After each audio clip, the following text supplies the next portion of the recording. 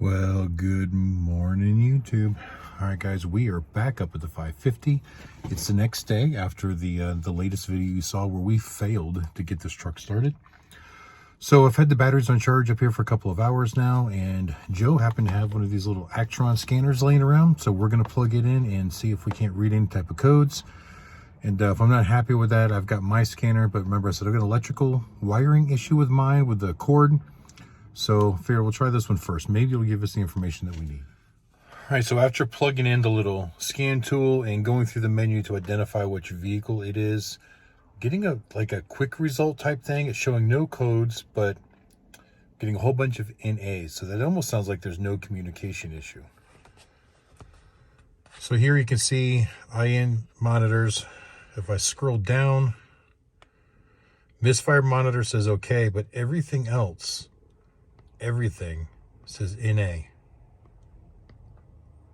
Or it says read codes, it says no codes found. Yeah, nothing. So it's really not giving me any information whatsoever.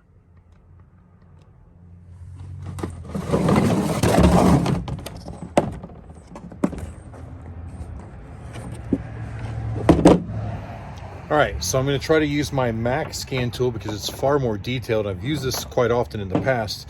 Here's the problem I'm having with it. This is the OBD2 communication cable. This end plugs into the Mac. The other end plugs into the OBD2 port. But you see there are, let me get it. But right there, as you can see, it's just been bent and creased over so many times that sometimes the wires touch. So, I don't know if it'll work. I'm going to try it. If it doesn't work, I'm going to have to try to find a way to cut this plug housing apart and see if I can't repair this cord. This cord, believe it or not, to just buy a new one is stupid expensive. If I'm not mistaken, we looked it up, I don't know, a couple years ago when I first started having trouble with it. And it was like $350, $400. Now, I bought this scan tool used from a shop that had just updated. And in fact, you know what? I can see the shop. Hang on, I'm standing in the same exact place, that shop right there. That's who I bought it from. Well, I know that might have been a useless piece of information, but I just thought it was kind of ironic. I'm sitting right next to the shop. So I'm gonna take this in there. We'll see if it works. Well, guys, I had no luck with that either. I can't even get it to power up. So maybe within that cord, the self-power function isn't there. Now I do have like a cigarette lighter adapter where I could power it up, but if it's not getting power through the cord, I can't assume that anything else is going to come through the cord properly, because it should just power up when you plug it in. And I know that the power supply in the truck works in the OBD2 because this one powered up the second we plugged it in. Now you can see why I got this one from the shop, because it's so old. You see the last year's there.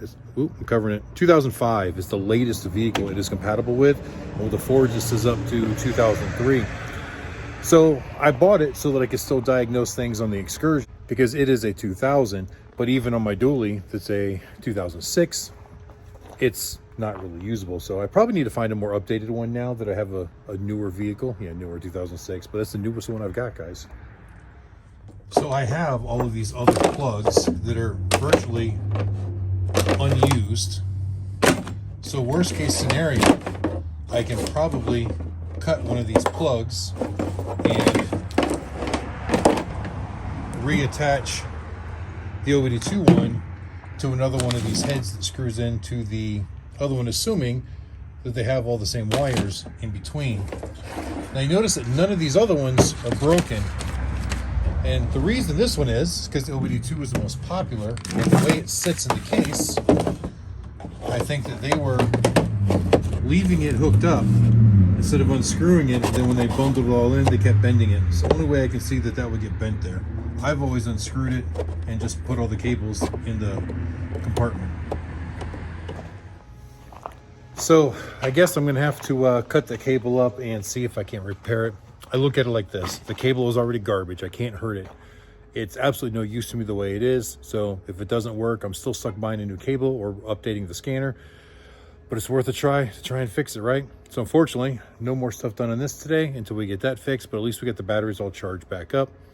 While they were charging, I did some work inside with Joe on his forklifts and everything, and maybe we'll get you a video on that in the near future.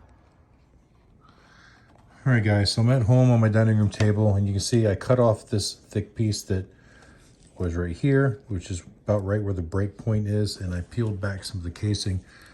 Some of the wires in here are fine, but you can clearly see that there's a few here where, let me do this. But you can clearly see where there's a few here where the casings have worn through, and I think that was causing a couple of them to ground against each other, shorting the circuit. So guys, now I just have to kind of decide how to repair this. Ideally, I would love to slide some heat shrink over, but that means I would have to cut each one of these. And right now, the wire connection is good. It's just the insulation is broken down and causing a grounding. Trying to wrap something like this with tape would be very tedious and probably not any real longevity to it. Heat shrink would be the right way to do it, but then I have to cut every wire and then mend every wire in order to put the heat shrink over top of it. Don't know if I want to do that either, so I'm going to think about this for a minute. What do you think I should do, Grayson? All right, we're going with your plan. All right, guys, so Grayson is being my cameraman for a moment, but this is what I'm doing. I'm taking my electrical tape and I'm just cutting these little, like 3/8 of an inch wide strips.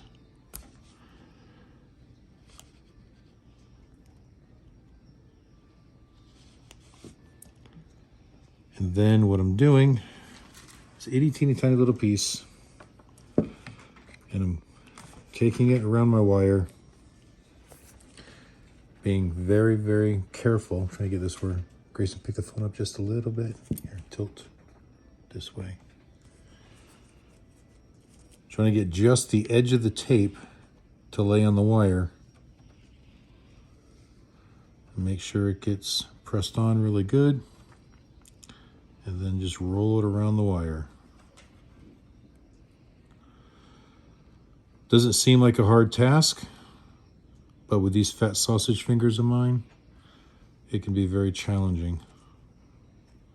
And actually that one didn't come out very good. That's probably the worst of all of them. You see most of them, I got them nice and tight and clean.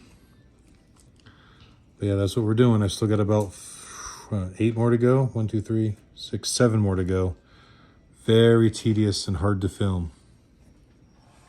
All right, guys, so it looks like I was able to get it, keep everything nice and tight for the most part. So there were a couple of wires in there that weren't damaged. There were a couple that just had cracks. So the 2 or 3 that didn't have any damage, I didn't mess with, but there were some that just had the cracks, and I went ahead and taped those anyways because I could see that, you know, that breakage was starting to happen.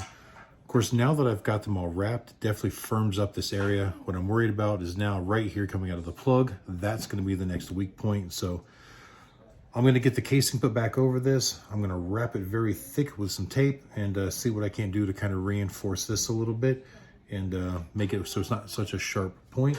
Then hopefully tomorrow we can test it and make sure it works.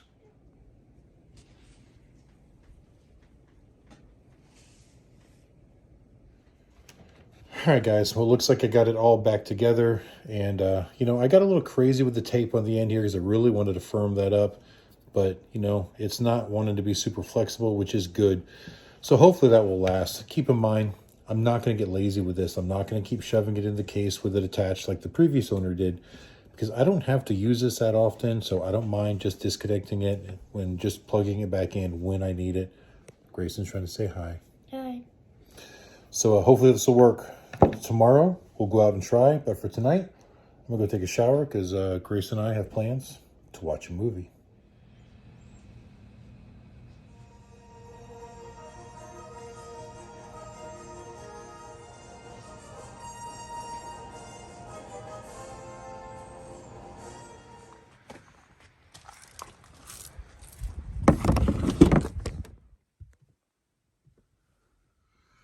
All right, guys, well, it is the next morning after repairing the Taskmaster, and I just ran out into the driveway, and we're going to plug it into the Excursion first because after all, it's the same exact electrical system, and I just want to make sure that my repair worked before I waste time going up there and trying to work on the actual 550. So let's get this thing unboxed and plug it in.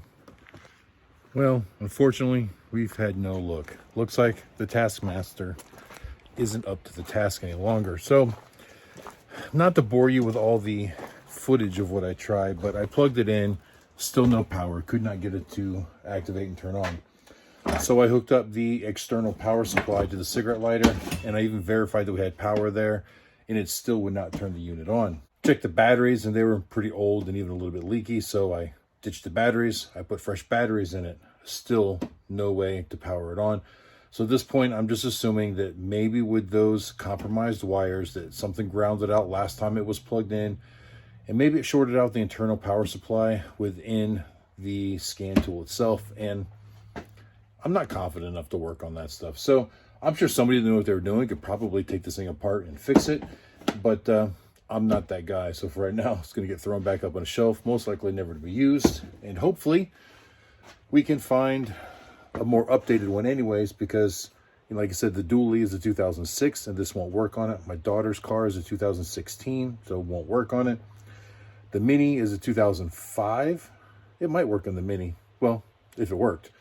And Zach's truck, I don't remember what year it is, but I know it's too new for this to work on. So it's probably time for an updated one anyways. Well guys, it's a few days later. Put in a few phone calls, and today I am meeting with my Mac tool guy. He found me a good deal on a used scanner, and we're gonna go inside and pick it up. All right guys, so what we ended up getting was the Mac Scout, is the ET6250. It is used. I think we got a pretty good deal on it. It does work and operate, however the battery is really low, so I'm gonna go inside, put it on charge, and then hopefully one of these days in the near future I'll get to read the instructions and try to teach myself how to use it. It is far more advanced than the last one I had, and then maybe we can go diagnose that truck again. All right guys, so I don't remember exactly where we let off, but I know that I did tell you that I bought the new scan tool from Mac Tools. It was an ET6250, if I didn't say that before. And I went home and I charged it all up, tried to familiarize myself with it the best I could. In fact, last night I came out, plugged it into the old X, because the Excursion is the same exact year as the 550 is. It's got the same exact engine. So other than a slightly different VIN code, everything should apply. And I did that. I had no problems with Excursion. Just wanted to go through the menus and familiarize myself with this unit. And so now we're gonna come in here and see what we can do. And also, by the way, I did plug the truck in a couple days ago, so it's probably been sitting here for about 4 days. So I'm hoping that that's got the block a little bit warmer. But as you can see, I'm not all bundled up today. The weather is much nicer today. Anyways, haven't actually looked, but it feels like it's low 50s, maybe high 40s, but it's pretty nice out. Plug's nice and warm, so that's a good sign.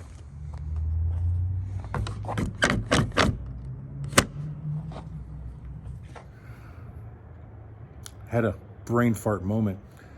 The key to this is in the driver door of the dually.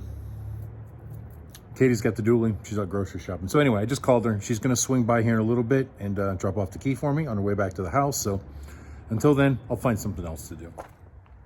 Thank you, gorgeous. All right, and just for curiosity, what I'm going to do here is I'm going to go ahead and cycle the key on, look at the temp gauge. With it being plugged in, it should be plenty warm, or at least warm enough that it won't have any hard start issues, especially with the temp being up today. And we'll see if anything changes, but I really don't think anything's going to. But hopefully I'm wrong. All right, you can see the temp gauge moving up. That means we did something good there. Wait for the glow plug light to go out, which it just did. Let's see what she does.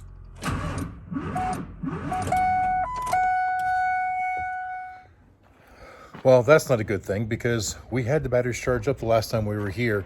Last time we tried to start this truck was only about a week ago. So there could be something that is drawing power down while it's sitting.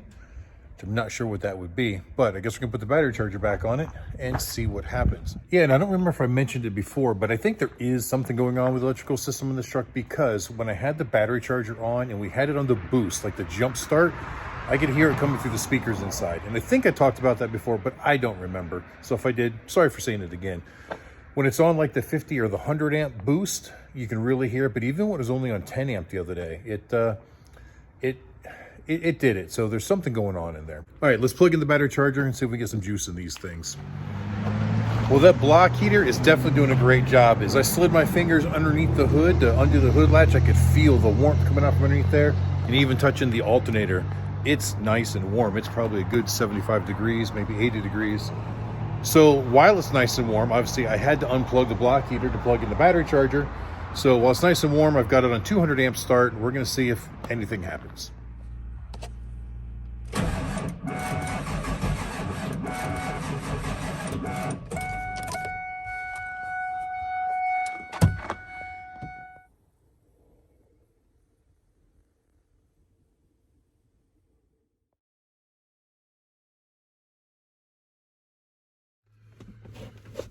So when you first hook this scan tool up, it gives you the option to basically auto connect and get all the vehicle's information, or you can put in year, make, and model, or you can put in the VIN number.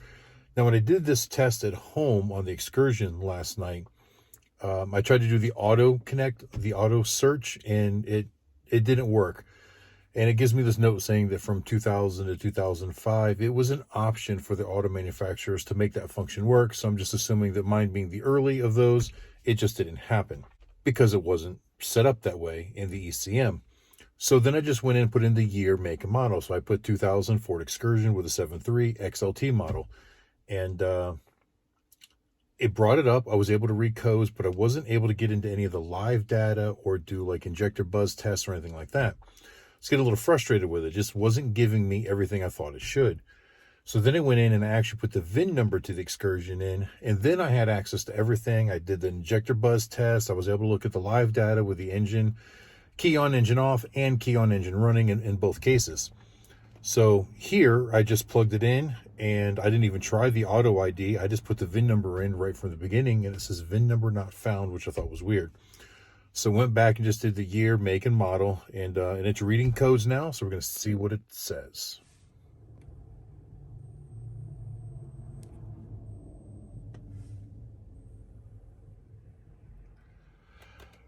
So you can see there that obviously, with the exception of the systems that it doesn't have, there are no codes except for in the GEM and the CTM circuit, and it says there are 4 codes there. We're going to look into see what they are.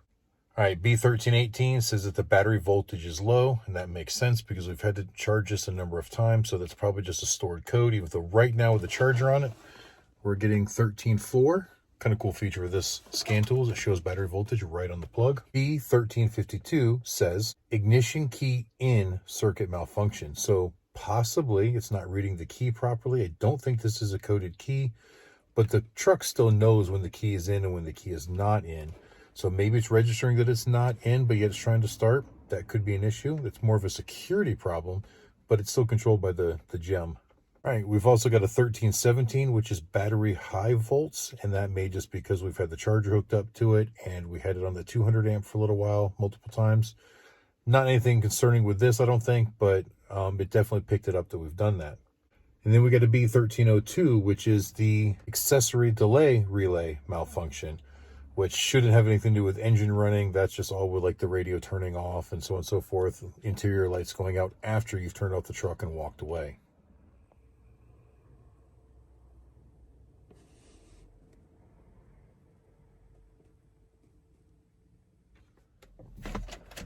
Well, and just like the problem I had with the Excursion last night, it's not giving me the right data. So when I try to go into the live data stream so I can actually look at the voltage inputs from all the sensors on the engine and read the parameters and basically all the PIDs that the ECU is recording and taking that information to make the vehicle run properly, it's not giving me that. It says it's failed. I tried to auto connect ID, it failed. I put it in year, make, and model, it failed. I put in the VIN number, it failed. So I'm going to go double check, make sure the VIN number that's on the paper is correct to what's on the actual VIN tag. And if not, then I don't know what else I'm going to be able to do here with this computer, because if it's not, at this point, all I can do is read and clear codes. I can't actually do any diagnosis.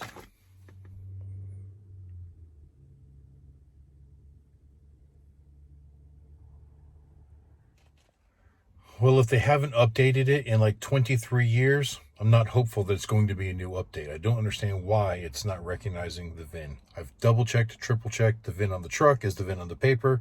I've double-checked it's entered in properly, just not getting the connection that we need.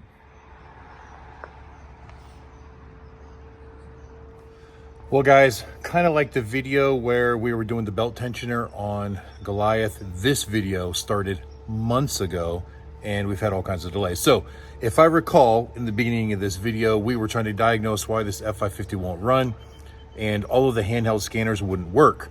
I tried to fix my scanner, it didn't work. And this is probably only the video previous to this, but it's been months since I've touched this truck, so I don't even remember what I recorded, but the footage is somewhere, most of it anyways. I think I may have accidentally deleted something, but I don't know for sure. So I upgraded, I got the Mac Tool Scout handheld diagnostics, and it wouldn't communicate with the truck. So what I tried to do is call Mac Tools and get some support from them. And well, wouldn't you know it, when I called them, which is just before we went to Daytona Beach back at the end of February, apparently they were doing their yearly training seminars. So basically all of corporate was shut down because everybody was at seminar of some sort teaching stuff. I don't really know. But it was like 10 days or something until they were going to be back online. And by that time I had to be in Daytona. Well, anyway, we come back from Daytona. Of course, this got kind of pushed to the back, and then we had the Mid-America Truck Show up in Louisville, Kentucky, and then we had to fix Goliath, and then just, you know, a bunch of things, Easter. So I'm just now getting back to this, but I did call Mac Tools after I got back from Daytona, and they did say, here's what we can try. I let them know that I plugged the unit into my Excursion, which has the same engine, and everything worked fine. I was able to read all of my parameters from all the live feeds from the engine itself. And when it wouldn't connect with the VIN, it won't give me any of that. I could pull codes, but it wouldn't give me live data feed. So he said, well, why don't you just put the VIN number in for the Excursion? I'm like, well, because I didn't know I could do that. I thought it had to be the right VIN number for that ECU or it wouldn't work. He goes, no, try throwing your Excursion VIN number in there. So the computer will think it's hooked to your Excursion. All the live stream data should be the same because all the sensors are the same because it's the same engine, and see where you go from there. So last week I decided to give that a try. I came up here to do it and completely forgot. I didn't bring the key with me and the door was locked. The key was actually in the door of my Excursion, and I was actually driving the dually that day. So today I come out, and of course the batteries are dead. So I've had them on charge for like an hour, hour and a half now. And I finally hooked up the scan tool right here and put in my VIN number to my truck, and it's working. So we're gonna go ahead and do an injector buzz test. That's just the first, easiest, simplest thing to check, and see how it goes. Okay guys, so I am on the screen for the injector buzz test. All I have to do is hit the start button. Now what should happen when I do this is all the injectors should buzz together at one time, and then they will go individual in numerical order, 1, 2, 3, 4, 5, 6, 7, 8, and each one will. And what we're going to be looking for here is going to be a difference in audible sound. I mean, the injector should have a good loud buzzing kind of sound to it. If they're muffled, usually they're weak, or the poppets are sticking or something. So this could just kind of give us an indication of whether all the injectors are good or bad. So let's go ahead and hit the button. All right, there's all of them. 1, ooh, muffled. 2 is muffled. 3 is muffled. 4 is muffled. Ooh, 5 is loud. 6 is loud. 7 and 8 are muffled. Yeah, so that's not a good sign.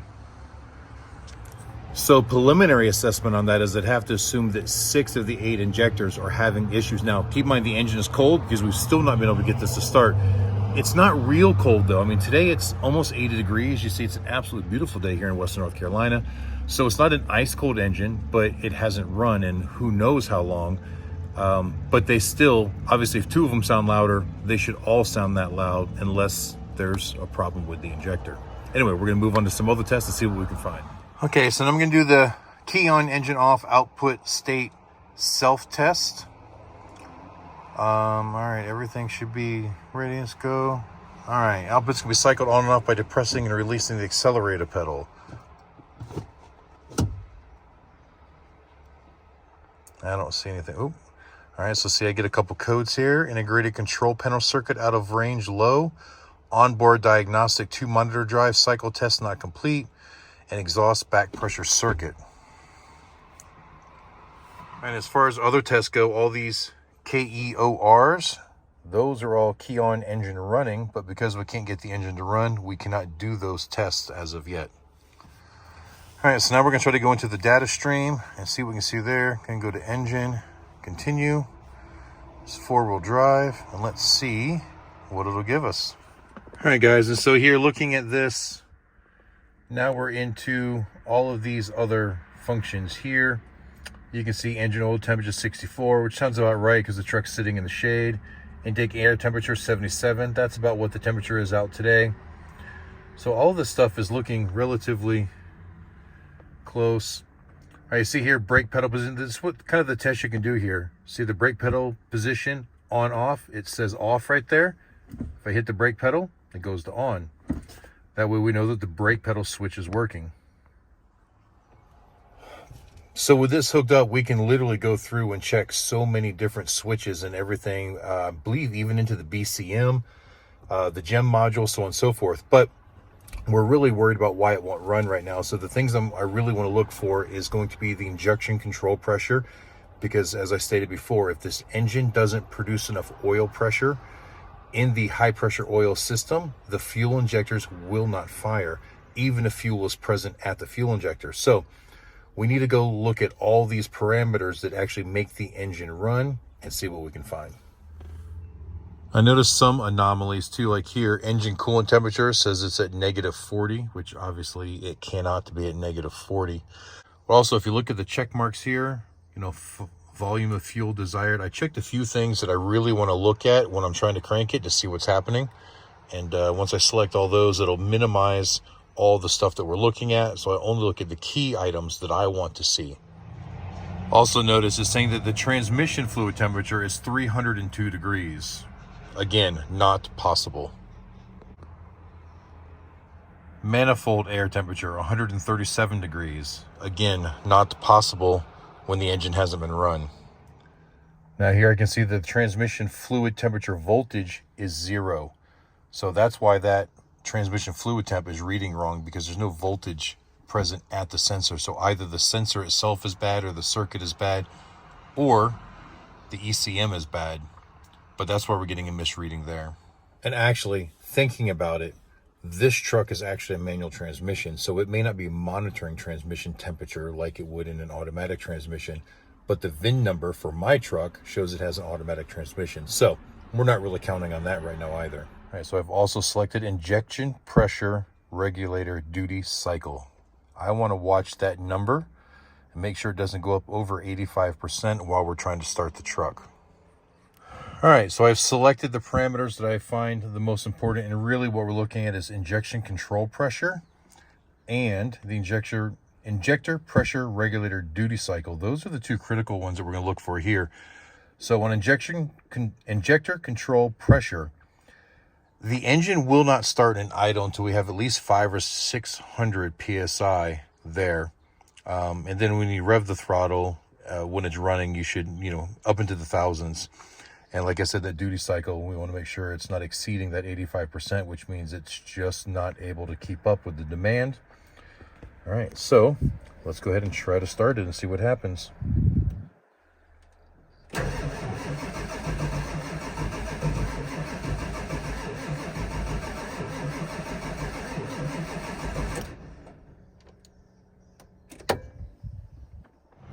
All right, so if you watch the ICP, you see we got well up over 2,200 pounds of pressure in there while cranking, and I wasn't expecting it to even be anywhere near that high. But the duty cycle on the IPR valve was only about 35%, and it should be higher than that, I believe. So we could just have a bad IPR valve not opening far enough to send the injection pressure to the actual injector. So what that would tell me, just thinking it through quickly here, is that the high pressure oil pump is working, but the pressure of that oil is not being delivered to the injectors properly to actually allow it to put fuel into the cylinder. Well guys, I did a little bit of online research, and I was thinking a little bit backwards there. Like I said, I wasn't expecting to see such a high injection control pressure, which is abnormal for startup. It should have only been in that 600 range or so, give or take. But the duty cycle, being that low wasn't a problem because the injection control pressure was up. Now, if there was no injection control pressure, and then the duty cycle would ramp up trying to supply that pressure. So, all right, so I'm back to the drawing board. I don't think that's it. But one of the things I read online says that if it exceeds the 600 PSI for startup, we're talking injection control pressure here again, the note said that it will likely vastly exceed it, like 1,800 plus, which we are. We're at like 2292, whatever. It fluctuates a little bit, but it's at the high 2200s. It says, then you have an electrical issue. Now, Joe did say we had an electrical issue with this truck. He didn't know what it was, but he said there was an electrical issue. And keep in mind, these batteries are dead every time I come back, so something might be wrong. I digress. Now the question is, where is that electrical issue? So in theory, it should start and run, but I don't understand why there is so much injection pressure when it's cranking over.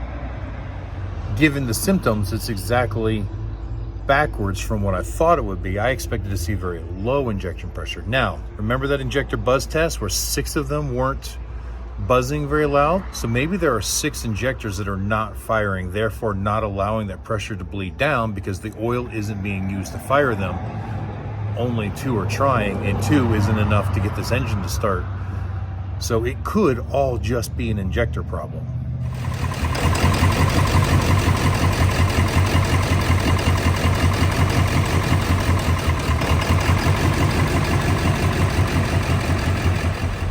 Hi guys, I got it to run. The ICP is still a little bit high for idle. Duty cycle, things are looking a little bit better, but it's running really rough. All right guys, so while I've got it running, I'm gonna try to do a cylinder contribution test. I have a feeling it's not gonna be good results.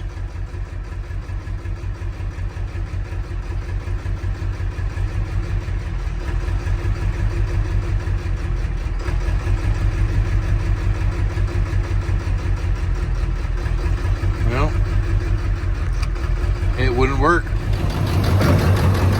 Well, as you can see, I got it running, but it's running really, really rough, surging at times, but I'm gonna let it warm up and see if any of our parameters change.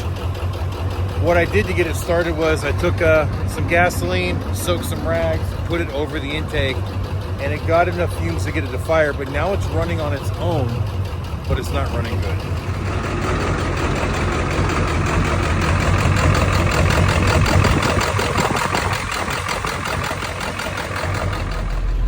Well guys, I've had the truck running for a good 10 or 15 minutes now, and believe it or not, it has smoothed out a lot. There's still just a little hint of a misfire. So I got my engine oil temperature now up to 160 degrees. The coolant temp still isn't reading right, so this is negative 40, which obviously is not possible. Right now it is idling at, where did it go? 600 and, fluctuates between 610 and 690. So there is still a little bit of a surge there. Injection pressure is staying around 725 at idle. Give it throttle, it goes up.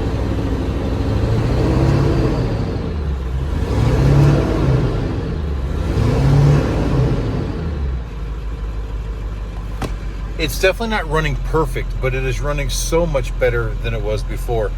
I'm gonna give it a few more minutes and then I'm gonna shut it off and see if it will restart now that it's all warmed up, and see if any of these parameters change. And then if everything goes well, I'll probably let it sit overnight and I'll come back up and check it again tomorrow. Like I said, there's still a miss to it, but we obviously had some injector issues there right at the very beginning, so still not convinced that all problems are solved. Maybe it was just being very difficult because it sat for so long, the injectors were sticking and not firing. And now that it's warmed up and it's got some hot oil going through it, it sounds like it's running on all 8 cylinders, just not perfectly. In fact, I'm gonna try to do that cylinder contribution test one more time. All right, so I did the contribution test again with the same exact result.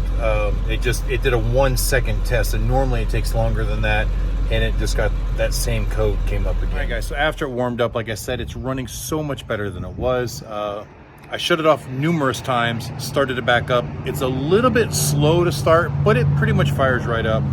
So I went ahead and decided to do another injector buzz test, and it's not as bad as it was, but it's still not great. So we'll let you witness that again. All right guys, so this time when we do it, you'll listen. We've got a couple of different tones. We've got a few that are loud. The ones that were loud before are not necessarily loud anymore. And some are really muffled, which would indicate one still problem injector, which I believe is number 7, but here we go. This is all injectors. 1, 2, 3, 4, 5, 6, 7, 8. So yeah, 7 is the one that sounds the most muffled. And as the plot thickens a little bit, I just ran the injector buzz test again, and 7 wasn't quiet anymore, but 1 was quieter. So definitely got some strangeness going on. Let me do it one more time.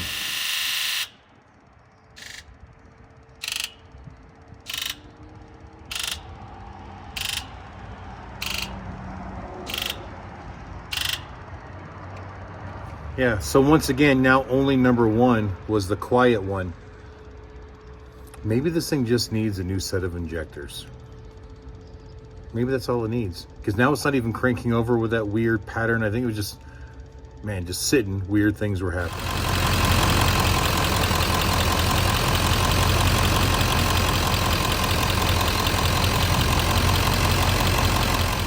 Well guys, I think that's gonna be it for this one. I'm so happy that I got it running.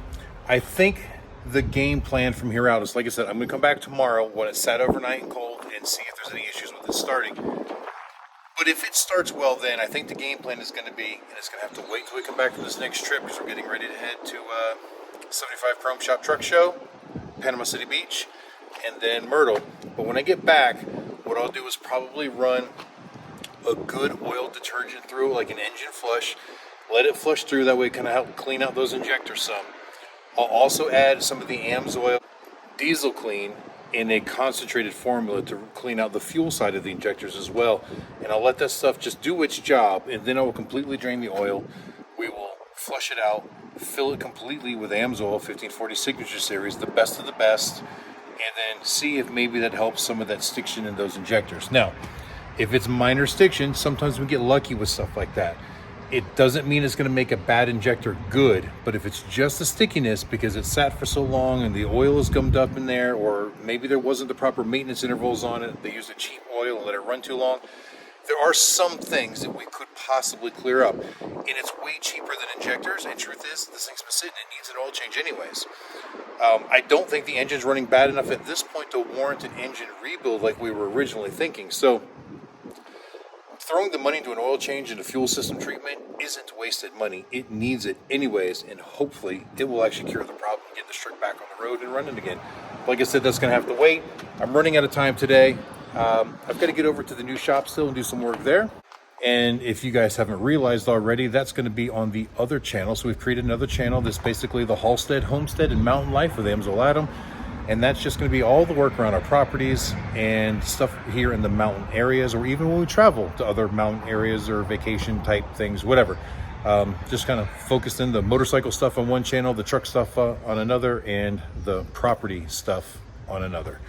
So guys, thank you for watching, and I hope you enjoyed this video. Woohoo, we got it to run. Guys, till the next time we see you, keep those engines running, just like we got this one running.